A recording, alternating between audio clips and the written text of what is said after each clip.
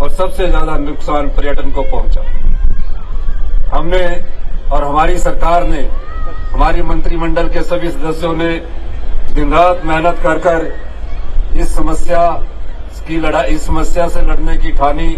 और आज मुझे खुशी है कि पूरे हिमाचल प्रदेश में जितने भी टूरिस्ट आए हैं उनके स्वागत के लिए हिमाचल प्रदेश तैयार खड़ा है। मैं अभी मनाली की रिपोर्ट ले रहा था, धर्मशाला की रिपोर्ट ले रहा था, कसौली की रिपोर्ट ले रहा था, शिमला की रिपोर्ट ले रहा था। तकरीबन 30,000 के करीब बाहर से भारी नंबर की गाड़ियां प्रदेश में प्रवेश कर चुकी है। इसका मतलब है कि हमने जो कार्य किया है और पर्यटकों को ये विश्वास हो गया है कि इतिहास की सबसे बड़ी आपदा के बाद हिमाचल प्रदेश का पर्यटन उद्योग फिर से खड़ा हुआ है। इसके लिए मैं हिमाचल के सभी कर्मचारियों को, सभी अधिकारियों को, सभी नेताओं को शुभकामनाएं देना चाहता हूं। आप जानते हैं आपदा ने हिमाचल प्रदेश को बहुत नुकसान पहुंचाया, लेकिन हमारी सरकार आर्थिक तंगी के बावजूद फिर भी उससे उबरने का प्रयास कर रही है। इस दिशा में हम दिन प्रतिदिन नए नए प्रयोग कर रहे हैं। इसी सिलसिले में ये भी एक विंटर कार्निवल भी पर्यटकों को आकर्षित करने के लिए इस प्रकार का आयोजन किया गया है।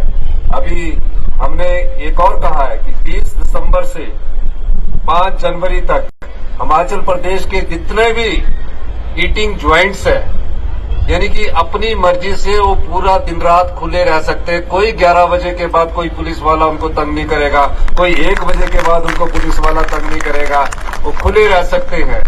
क्योंकि पर्यटक जब यहाँ आता है वो हमारा अतिथि है, उसका अभाव करना हमारा फर्ज बनता है।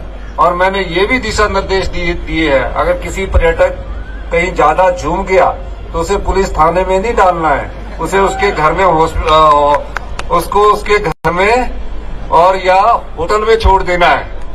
तो इन सब चीजों से कहीं बेचारा वो घूमने आया हो, एंजॉय कर रहा हो, मैरी क्रिसमस के एंजॉय में और नए साल के एंजॉय में, कहीं बेचारा ज्यादा कुछ झूम गया और पुलिस वाले उसे हवालात की सेवा करवा देंगे तो अच्छा नहीं लगेगा। तो मैंने दिशा निर्देश दिए हैं कि उनको उठाकर उनके होटल से ठहरा देना और आराम से उनको सुला देना। तो ये इसलिए है क्योंकि पर्यटकों के माध्यम से ही हमें राजस्व मिलता है और हमारा राजस्व, जो हमारी सरकार का राजस्व है, उसमें पर्यटन क्षेत्र का बहुत बड़ा हाथ है। अगर हम इस पर्यटन क्षेत्र में पर्यटकों का अतिथि की तरह स्वागत नहीं करेंगे तो आने वाले समय में इतने होटल है हमारे वो खाली होंगे, इतने होम स्टे हैं जो खाली होंगे। इस दिशा से हम इसमें पर्यटन को बढ़ावा देने के लिए कार्य कर रहे हैं। और इस बार हमने पर्यटन का जो बजट पहले 5 करोड़ होता था, फिर पिछली सरकार ने 50 करोड़ बढ़ाया, हमने इस बार इस बजट को 3,000 करोड़ रुपया बनाया। नए पर्यटन क्षेत्रों के विकास के लिए हमारी सरकार कटिबद्ध है।